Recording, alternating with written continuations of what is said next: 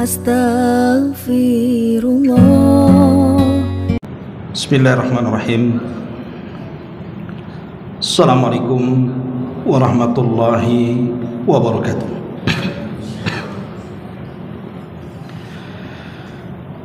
Bihamdillah wassalatu wassalamu ala rasulillah wa ala alihi wa sahbihi wa mawalah wa la hawla wa la quwata illa billahi wa ba'du. Alhamdulillah, segala puja dan puji hanya milik Allah subhanahu wa ta'ala. Salawat dan juga salam kita hadiahkan kepada Rasul kita Nabi besar Muhammad sallallahu alaihi wa ala alihi wasallam. Hadirin dan hadirat yang dimuliakan Allah subhanahu wa ta'ala, pembahasan di malam hari ini kita akan membahas tentang pentingnya kita mengharap doa para malaikat.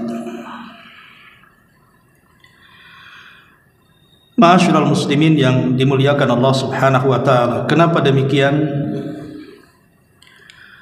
Karena doa para malaikat kepada kita itu pasti mustajab.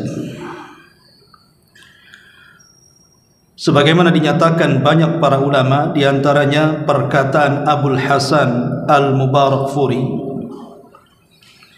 di dalam kitabnya Umdatul Qari. Beliau mengatakan doaul malaikati mustajabun. Doanya para malaikat dipastikan akan dikabulkan Allah subhanahu wa ta'ala.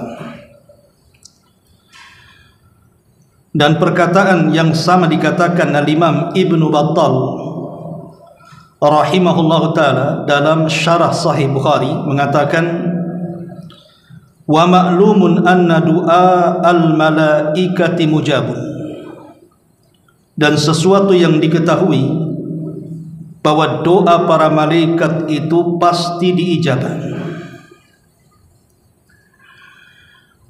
Kemudian juga hal yang sama dikatakan Al-Hafidh Ibnu Hajar Al-Asqalani dalam kitabnya Fathul Bari,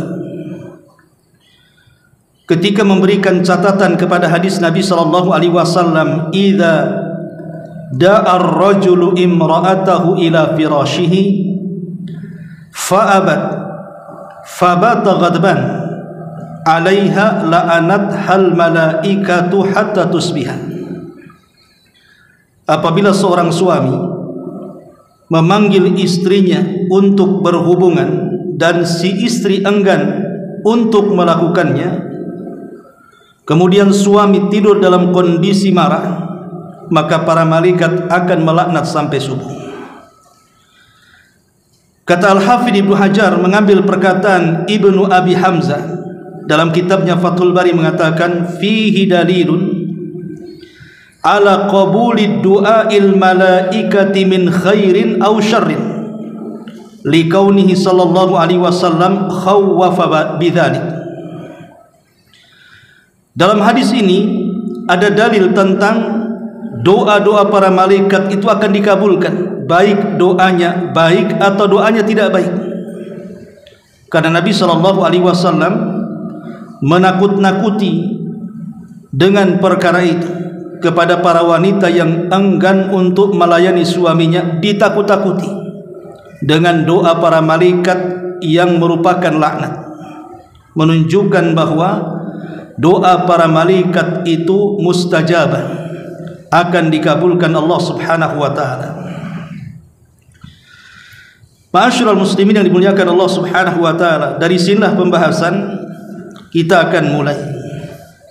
Karena betapa mustajabnya doa para malaikat, maka sudah selayaknya bagi kita kaum muslimin mengharap doa-doa mereka. Lalu amal apa saja yang bisa mendatangkan doa para malaikat kepada kita? Sebelum itu kita jelaskan hubungan para malaikat dengan kita manusia itu sudah terjadi sejak zaman Nabi Adam alaihi salatu wasallam diciptakan. ketika Allah Subhanahu wa taala hendak menciptakan Adam alaihi salatu wassalam, para malaikat mengatakan kepada Allah Subhanahu wa taala, ataj'alu fiha man yufsidu fiha wa yasfikud dima. Ya Rabb, apakah engkau akan menjadikan makhluk berupa manusia ini adalah makhluk yang akan merusak di bumi dan akan menumpahkan darah? Maka Allah Subhanahu wa taala katakan, inni a'lamu ma la ta'lamu, aku lebih paham tentang ciptaanku dari kalian. Sejak itulah hubung kait para malaikat dengan manusia berjalan. Terlebih ketika Allah Subhanahu wa taala memasukkan ruh ke dalam Adam, Allah Subhanahu wa taala merintahkan para malaikat untuk sujud. Allah katakan, fa idza sawaituhu wa nafakhtu fihi min ruhi faqa'u lahu sajidin. Apabila sudah kusempurnakan ciptaan Adam, kemudian kumasukkan ruh ke dalam Adam, segeralah kalian sujud kepada Adam. Maka saat itulah ketika Adam betul-betul hidup dengan jasad dan ruh, semua para malaikat sujud kepada Adam. Wa idh qala rabbuka lil malaikati isjudu fasajadu. Ketika Allah Subhanahu wa taala berfirman, dan ingatlah ketika Rabbmu berfirman, sujudlah kalian kepada Adam, maka semua para malaikat sujud kepada Adam alaihi salatu wassalam. Lah sejak itu sampai hari ini, bahkan sampai kiamat dibangkitkan, hubungan para malaikat dengan manusia akan senantiasa terjalin. Mulai daripada alam ruh, di mana para malaikat mengambil salah satu ruh dari alam ruh, kemudian dimasukkan ke dalam janin manusia, dan menjadilah janin itu hidup. Kemudian mereka merawatnya sampai kemudian janin itu menjadi bayi dan terlahir ke dunia. Setelah terlahir ke dunia, maka para malaikat terus kemudian mengawasi Bani Adam, menjaganya, mencatat amalannya, dan juga memperlakukan mereka dengan baik sesuai dengan perintah Allah Subhanahu wa taala, sampai ketika ajal menjemput. Yang mencabut ruh juga para malaikat, yang membawakan kain kafan dari sorga juga para malaikat, yang membawakan minyak wangi dari sorga juga malaikat, yang membawa ruh dalam kapan ke langit berjumpa dengan Allah juga para malaikat, kalau ruhnya orang-orang yang beriman. Kemudian saat masuk ke alam barzakh, ada dua malaikat yang menanyakan soal siapa Tuhanmu, siapa nabimu, dan apa agamamu. Itulah Munkar dan Nakir. Para malaikat juga berhubungan dengan manusia dalam kubur. Kemudian setelah manusia berada dalam kubur, kemudian kiamat dibangkitkan, yang meniup sangkakala juga malaikat, baik sangkakala yang pertama yang membuat kejutan dan kematian, ataupun sangkakala kedua yang membuat kebangkitan dan perkumpulan manusia di padang mahsyar. Sampai kepada manusia berada di padang mahsyar, mereka pun dipagerin para malaikat yang bersap-sap di hadapan Allah Subhanahu wa taala, sampai akhirnya ada di antara mereka yang masuk ke dalam sorga dan neraka, dan di dalam sorga juga penuh dengan para malaikat. Bahkan ketika orang-orang yang masuk sorga, malaikatlah yang pertama memberikan salam, salamun alaikum bima sabartum, keselamatan bagi kalian karena kesabaran kalian di dunia. Dari uraian ini kita tahu bahwa para malaikat tidak mungkin lepas dari kita, dan kita sangat yakin keberadaan mereka, karena keberadaan para malaikat bisa kita rasakan. Walaupun mereka makhluk yang tidak bisa dilihat kita, tetapi keberadaan mereka bisa kita rasakan. Dengan cara apa? Dengan cara gerakan-gerakan badan kita ketika hendak melaksanakan kepada ketaatan. Saat kaki-kaki Anda datang ke Masjid Muhajirin, dorongan siapa kalau bukan para malaikat? Saat orang-orang membawa harta untuk bersedekah, dorongan siapa? Sehingga mereka rela melepaskan harta mereka untuk disedekahkan. Saat lisan-lisan mereka berzikir, membaca Quran, kenapa lisan itu bergerak? Itu semua adalah dorongan para malaikat. Setiap kebaikan ada para malaikat yang mendorongnya. Artinya kita bisa merasakan keberadaan mereka. Ma'asyiral muslimin yang dimuliakan Allah Subhanahu wa taala. Lalu amalan apa saja yang menjadikan malaikat cinta dengan kita? Dari perasaan cinta itulah akhirnya mereka mendoakan rahmat dengan kita, mendoakan ampun kepada kita, dan mendoakan kebaikan kepada kita. Ma'asyiral muslimin wal muslimat rahimakumullah. Doa para malaikat itu ada dua macam. Ada doa yang isinya kebaikan, baik berupa rahmat ataupun ampunan. Tapi ada juga doa para malaikat yang isinya penuh dengan laknat dan keburukan. Lah dua-duanya mustajab. Baik para malaikat mendoakan dengan doa kebaikan kepada kita mustajab, baik para malaikat mendoakan dengan laknat kepada kita, dua-duanya mustajab. Karena malaikat adalah makhluk yang taat dengan Allah. Sebagaimana Allah Subhanahu wa taala mengatakan, wa yaf'aluna ma tu'marun. Mereka melakukan apapun yang diperintahkan Allah Subhanahu wa taala, sehingga malaikat dari mulai diciptakan sampai diwafatkan, mereka senantiasa beribadah kepada Allah Subhanahu wa taala. Baik, untuk menyingkat waktu, siapakah manusia-manusia akan mendapatkan doa kebaikan?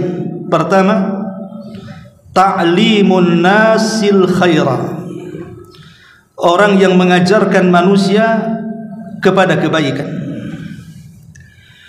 Di dalam sebuah hadis, Nabi SAW mengatakan, innallaha wa malaikatahu wa ahlas samawati wal ard hatta an-namlata fi juhriha wa hatta al-huta la yusalluna ala muallimin nas al-khaira.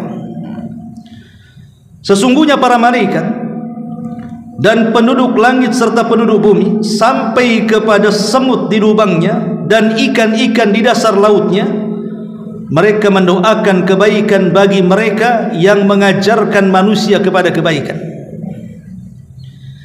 Maka beruntunglah orang-orang yang mengajarkan manusia kepada kebaikan. Minimalnya seorang ayah mendidik anaknya, atau seorang ibu mengajarkan anaknya dengan ajaran-ajaran yang baik, mengajari mereka salat, mengajari mereka membaca Quran, mengajari mereka berbudi pekerti yang luhur, dan begitu seterusnya.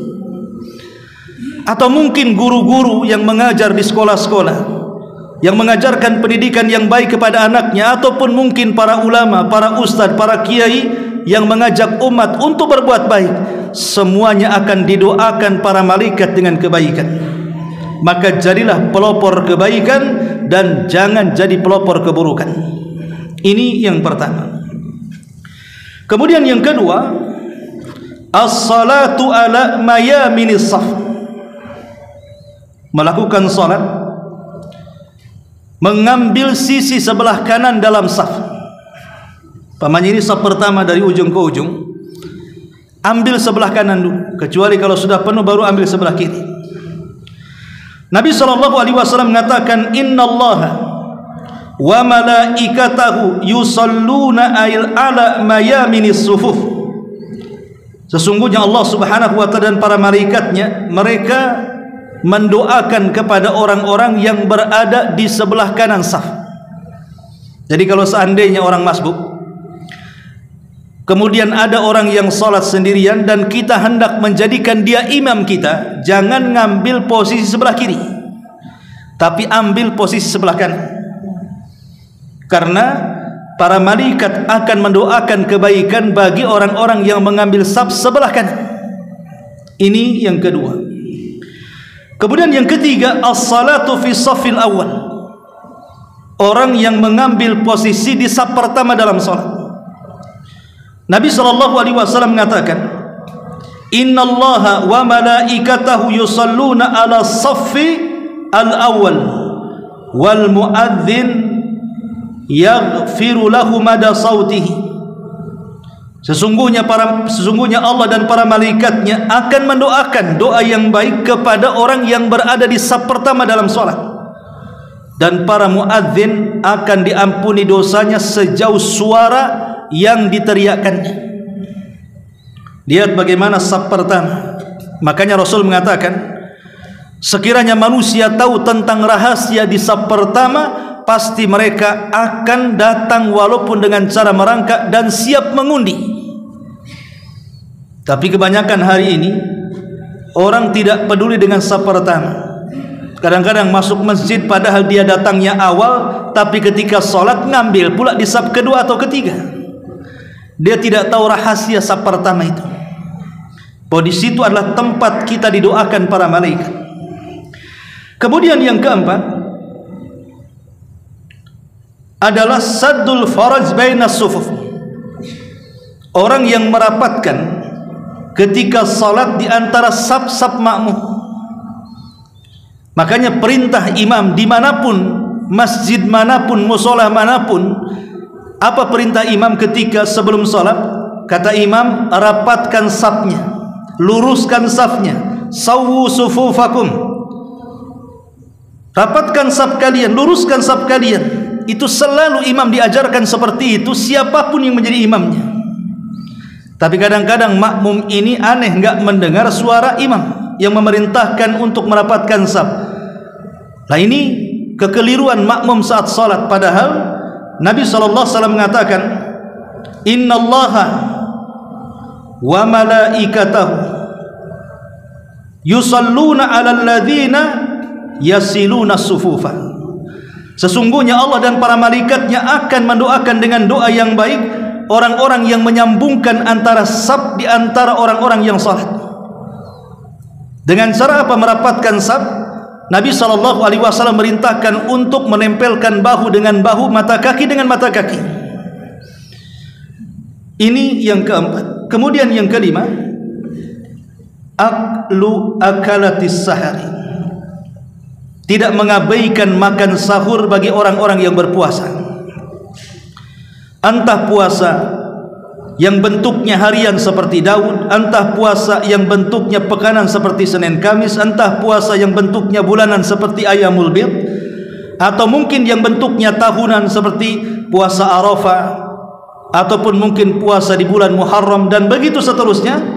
Rasul mengatakan, innallaha wa malaikatahu yusalluna 'alal mutasahhirin.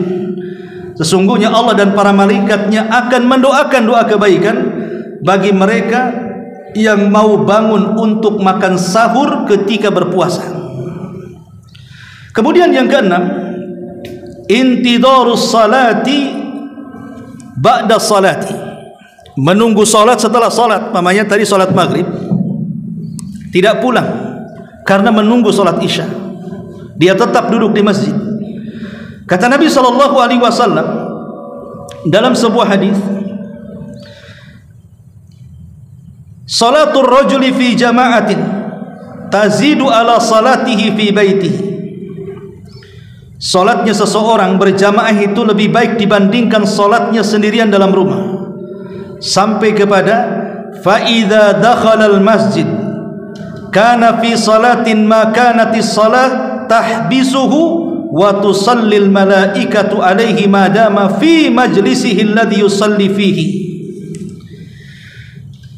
Maka barang siapa yang masuk masjid kemudian dia senantiasa tidak bergerak setelah melaksanakan salat karena menunggu salat berikutnya, maka para malaikat akan mengatakan, Allahumma ighfir lahu, Allahumma arhamhu, Allahumma tub alaihi ma lam yu'dha fihi au yahduthu fihi. Ya Allah, ampuni orang ini, ya Allah rahmati orang ini, ya Allah hapuskan kejahatannya, keburukannya dan dosa-dosanya. Lihat bagaimana para malaikat mendoakan orang-orang yang hanya duduk menunggu salat setelah salat dengan doa kebaikan. Kemudian yang nomor 7, iyadatul marid, mengunjungi orang yang sakit. Mengunjungi orang sakit satu di antara hak seorang muslim. Kata Nabi SAW, hakul muslim ala muslim sittun. Hak seorang muslim kepada muslim yang lainnya itu 6 perkara. Salah satunya adalah mengunjungi orang sakit. Dan Rasul mengatakan, ma min muslim ya'udu musliman illa yab'atsullahu ilaihi sab'ina alfa malakin yusalluna alaihi fi ayyi sa'atin nahari hatta yumsiya wa fi ayyi sa'atil laili hatta yusbiha. Kata Nabi SAW, tidaklah seorang muslim mengunjungi muslim yang lainnya. Artinya ada saudaranya yang muslim sedang sakit, kita mengunjungi dia, kecuali Allah akan kirim 70.000 malaikat. Bayangkan 70.000 malaikat ini bukan sedikit. Untuk apa 70.000 malaikat ini? Untuk mendoakan kebaikan pada jam-jam berapa saja ketika di siang hari kita berkunjung, atau pada jam-jam berapa saja ketika di malam hari kita berkunjung. Maka jangan sia-siakan doa malaikat sebanyak 70.000 malaikat mendoakan kita. Ini kesempatan. Boleh jadi mungkin yang sakit tetangga kita, yang sakit teman kita, apakah dia terbaring di rumah atau di rumah sakit. Maka kalau kita datang mengunjungi orang-orang yang sedang sakit itu, mereka mendapatkan doa para malaikat sebanyak ini, 70.000 malaikat. Kenapa sedemikian tingginya pahala orang-orang yang mengunjungi orang sakit? Karena kunjungan kita kepada orang sakit itu membawa pengaruh positif kepada orang sakit. Orang sakit ini terkadang sakitnya biasa, tidak terlalu parah, tetapi ketika tidak ada yang berkunjung kepada dia, yang sakit itu bukan penyakitnya. Terkadang yang sakit itu kenapa keluarganya, kenapa kawannya tidak datang mengunjunginya. Makanya ketika kemudian kita mengunjungi orang sakit, mereka senang, karena mereka berhajat kepada doa-doa kita. Makanya disunnahkan kalau kita mengunjungi orang sakit, kita mendoakan kesembuhan. Lah, kesembuhan ini datang dari mana saja. Bisa dari obat yang dokter berikan, bisa dari perawatan yang perawat berikan, atau boleh jadi dikarenakan sebab doa kita kepadanya. Jadi mengunjungi orang sakit juga berperan kesembuhan dia. Salah satunya doa yang kita harapkan kesembuhan kepada saudara kita yang sakit itu. Makanya ini juga kenapa orang-orang yang mengunjungi orang sakit itu mendapatkan banyak doa para malaikat. Kemudian yang nomor 8, alladzina yusalluna 'alan nabi sallallahu alaihi wasallam, orang-orang yang senantiasa bersalawat kepada Nabi sallallahu alaihi wasallam. Nabi mengatakan, ma min 'abdin yusalli alayya illa sallat alaihi al-malaikah ma dama yusalli alayya falyaqulil 'abdu min dhalik falyakil abdu min dhalik au liyukthir. Kata Nabi SAW, tidaklah seorang hamba bersolawat kepadaku, kata Nabi, kecuali para malaikat akan mendoakan dia kebaikan kepadanya selama dia terus lisannya bersolawat. Maka silahkan sedikit solawat atau banyak solawat. Tentu kita memilih yang banyak solawat, karena makin banyak solawat kita kepada Nabi SAW, maka makin banyak para malaikat yang mendoakan kebaikan kepada kita. Kemudian yang nomor 9, an-naumu tahiran, tidur dalam kondisi suci, baik suci dari hadas besar atau suci dari hadas kecil. Nabi SAW mengatakan, man bata tahiran bata fi syiarihi malakun la yastayqidu sa'ah minal laili illa qala al malaku Allahumma ighfir li abdika fulanan fa innahu bata tahira. Barang siapa yang tidur dalam posisi dia suci, kalau dia junub dia mandi, kalau dia berhadas kecil dia berwudu, kemudian tidur, maka Allah akan kirim para malaikat untuk berdiri di samping kanan dan kirinya. Setiap dia terjaga ataupun bergerak ke samping kiri atau ke kanan, maka para malaikat di samping kiri ke kanan itu akan mengatakan dan berdoa, ya Allah ampuni hambamu ini, ya Allah ampuni hambamu ini karena dia tidur dalam posisi suci. Jadi jangan remehkan berwudu sebelum tidur, karena tidurnya seorang yang beriman ini berpahala. Tidurnya orang yang beriman kalau tahu ilmunya adalah berpahala, padahal dia tidur. Dia tidak ngapa-ngapain. Orang tidur mau ngapain?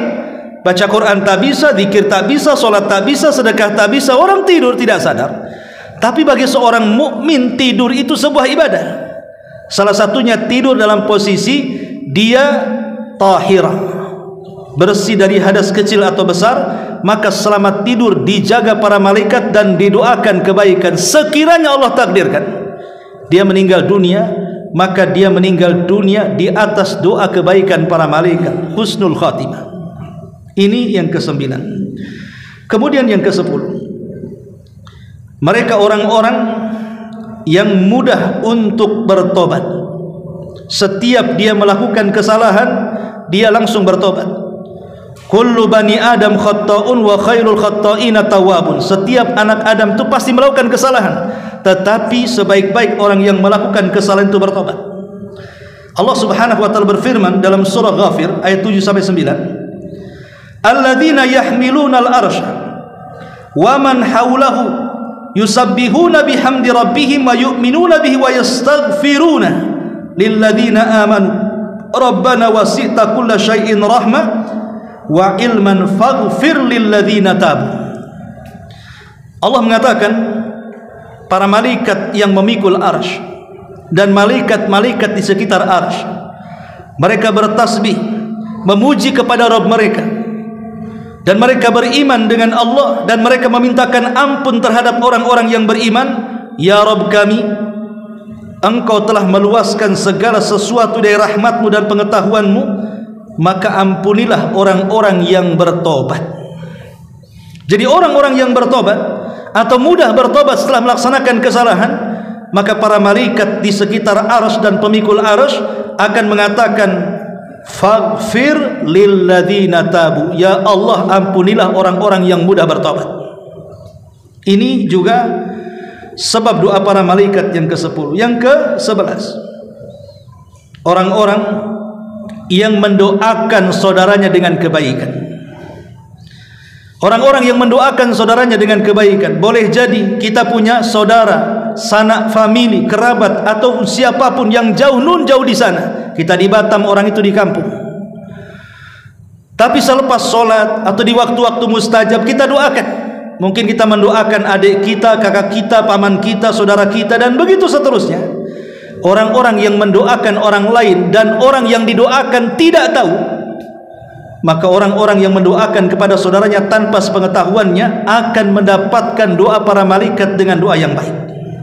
Dalam sebuah hadis Nabi SAW mengatakan, da'watul mar'il muslim li akhihi bi dhahril ghaib mustajabatun inda ra'sihi malakun muwakkal kullama da'a li akhihi bi khairin qala al malakul muwakkal bihi atau muwakkil bihi amin walaka bimithli.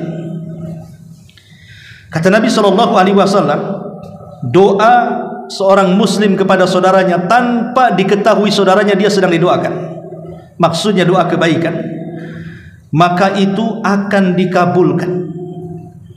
Dan Allah kirim para malaikat untuk berdiri di dekat kepalanya. Kemudian setiap orang itu berdoa kepada saudaranya dengan doa tanpa sepengetahuannya, maka malaikat akan mengatakan amin, dan engkau juga akan mendapatkan dengan doamu yang sama yang kau doakan kepada saudaramu. Jadi kalau kita mendoakan orang tua kita lah, ya Allah sehatkan badan orang tuaku, maka malaikat datang, engkau juga mudah-mudahan dia sehatkan. Kalau pamannya kita mendoakan anak orang lain, ya Allah kasihan orang tua itu, anaknya nakal sekali, sadarkan anaknya, buatlah dia birrul walidain kepada orang tuanya, maka malaikat mengatakan amin, dan anakmu juga demikian. Jadi mendoakan saudara kita dengan kebaikan tidak ada ruginya, karena hakikatnya kita mendoakan kepada saudara kita itu sama dengan mendoakan diri sendiri dengan kebaikan. Ini juga orang-orang yang didoakan para malaikat yang ke-11. Yang ke-12, orang yang salat fajar dan orang yang salat asar dan tidak pernah lepas dari jamaah. Artinya salat subuh berjamaah dan salat asar berjamaah. Nabi SAW mengatakan, yajtami'ul malaikatul laili wa malaikatun nahar fi salatil fajri wa salatil asri. Malaikat akan berkumpul, malaikat malam dan siang, kemudian mendoakan orang-orang yang melaksanakan salat subuh dan salat asar berjamaah.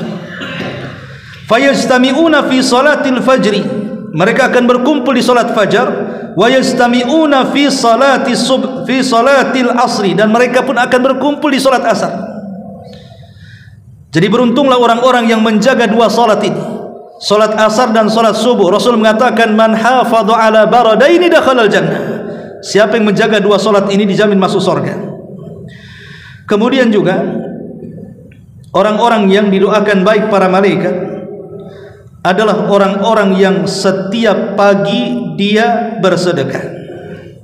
Setiap pagi dia bersedekah. Karena Nabi SAW mengatakan, setiap hari Allah akan mengutus para malaikat kemudian berdoa. Apa doanya?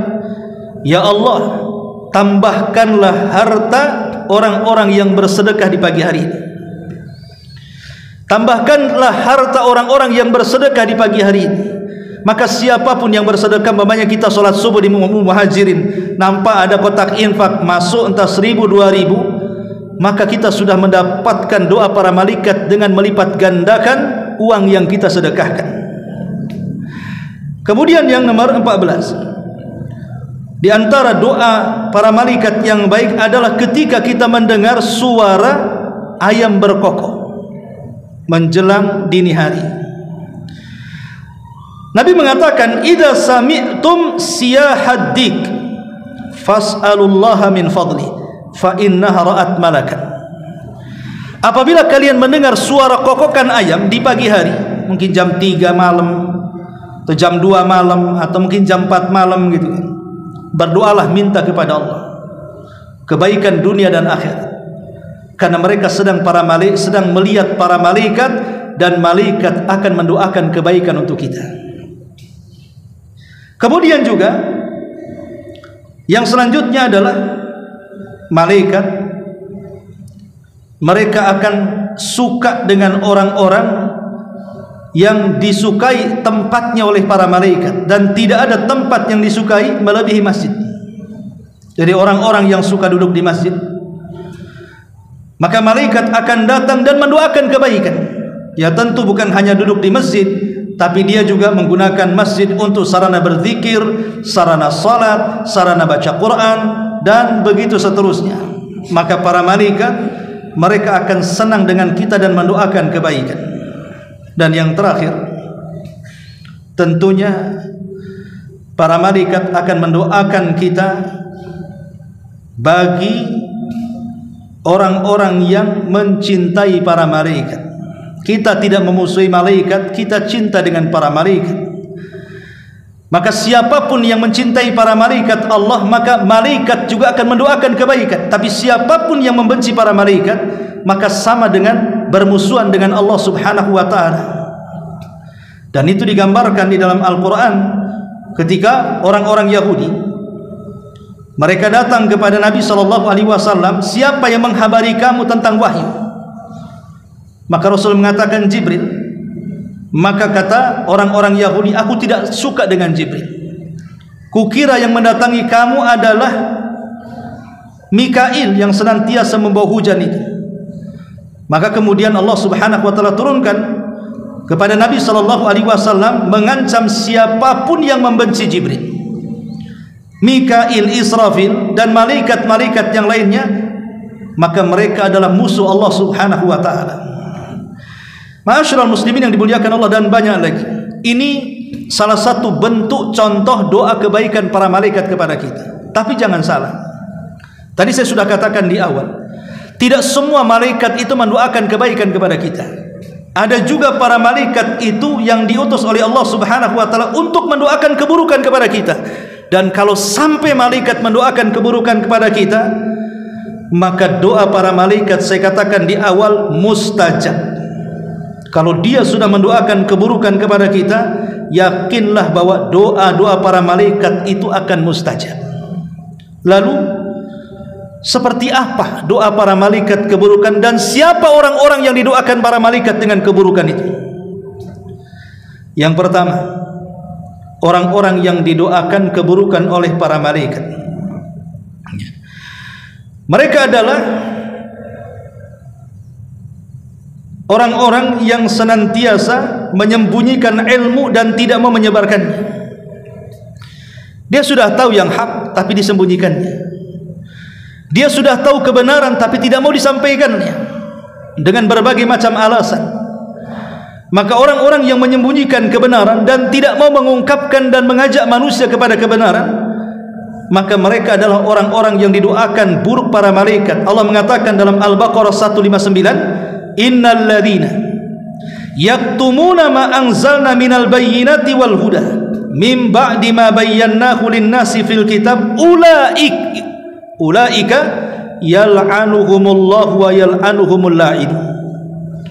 Orang-orang yang menyembunyikan apa yang kami turunkan dari keterangan dan petunjuk setelah kami jelaskan kepada manusia di dalam Al-Quran, mereka sembunyikan, maka mereka orang-orang yang dilaknat Allah dan para malaikatnya. Ayat ini turun kepada orang-orang Yahudi di zaman Nabi. Jadi ada seorang Yahudi berzina, harusnya dirajam. Tetapi kemudian ada salah satu tokoh Yahudi mengatakan, dalam Taurat kami tidak ada hukum rajam. Kata Nabi SAW, kalau begitu datangkan Taurat, bacakan di hadapan. Maka tokoh Yahudi ini kemudian mengambil Taurat dan membacakan Taurat di hadapan Rasul. Ketika sampai kepada ayat rajam, dia tidak mau membacanya, sengaja menutupi dengan jempolnya. Kebetulan di samping Nabi SAW ada tokoh Yahudi yang sudah masuk Islam, namanya Abdullah ibn Salam. Kata Abdullah ibn Salam, angkat jempolmu, baca bacaan yang dibalik jempolmu itu. Akhirnya diangkat jempolnya, kemudian dibaca, rupanya ada ayat rajam dalam Taurat itu. Maka turunlah ayat ini. Orang-orang yang menyembunyikan apa yang Allah turunkan, mereka akan dilaknat Allah dan para malaikatnya. Maka katakan yang hak dengan hak, yang batil dengan batil. Jangan menutupi yang hak dengan kebatilan atau sebaliknya. Ini yang pertama. Kemudian yang kedua, mereka adalah orang-orang yang suka mencaci maki para sahabat, melaknat para sahabat, seperti orang-orang Syiah. Mereka mengatakan bahwa sepeninggal Nabi SAW tidak kurang dari 10 yang selamat, lainnya murtad. Bahkan mereka mengatakan Abu Bakar itu kafir, Umar itu kafir, dan melaknat keduanya saat berdoa kepada Allah Subhanahu wa taala, mengatakan Allahumma la'an li sanamai Quraisy, ya Allah laknatlah kepada dua berhala Quraisy ini. Maksudnya Abu Bakar dan Umar, orang yang mencela para sahabat. Maka Nabi SAW mengatakan, barang siapa yang mencela sahabatku, man sabba ashabi fa alaihi laknatullah wal malaikatu wan nasu ajmain.